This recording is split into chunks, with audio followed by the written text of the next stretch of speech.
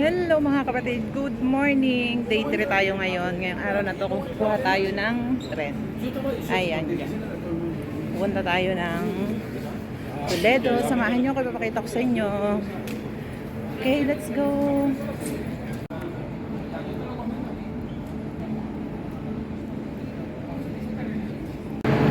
Yan yung sasakyan nating tren. O diba, napakahaba niya. Doon tayo sa tres. Ayan ang mga kasama ko, ang aking napakagandang pinsan, Tita Lucy. Iyan pa yung aming kasama. Ayan yung aming mga kamangyan.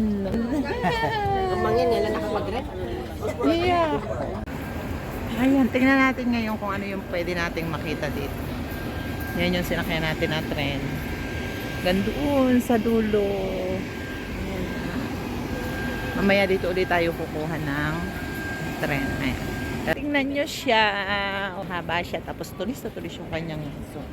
Tingnan nyo naman itong paisahe na ito. O, itong tanawin na to. Palayan siya. Ayan, ang ganda no.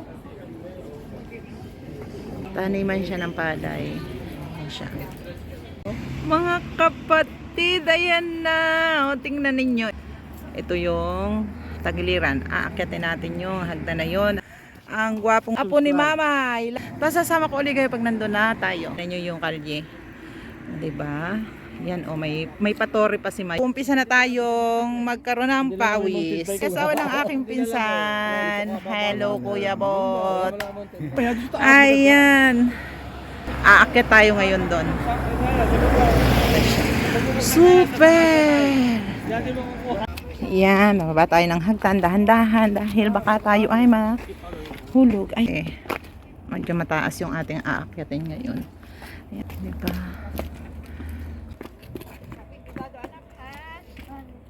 No, voy a hacer esto.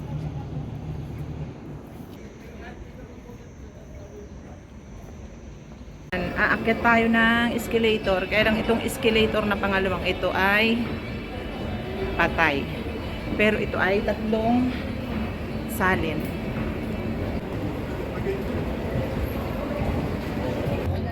Ayan na yung kagandahan ng Toledo naman.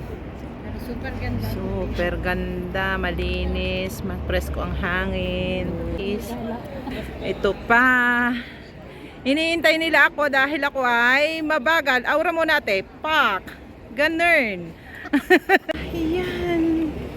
Do you really wanna live forever? Dito na tayo sa sentro. Yung kanilang pinaka-munisipyo. Papakita ko sa inyo ito. Oh. Tingnan nyo yung nasa likod ko. Ayan siya. Napakainit. Tingnan nyo naman. Ayan.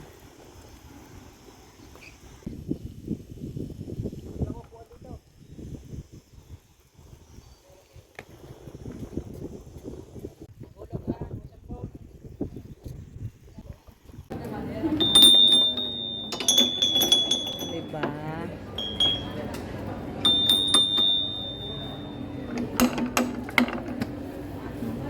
Ikaw Bunso, magpatunog ka doon. No tengo.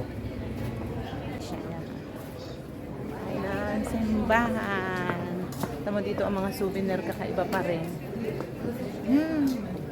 Let's go.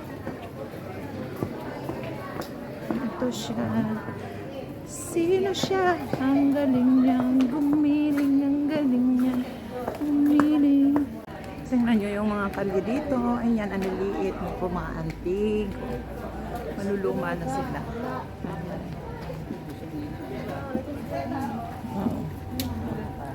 Ito nyo itong tindahan ng souvenir. Nada, eso.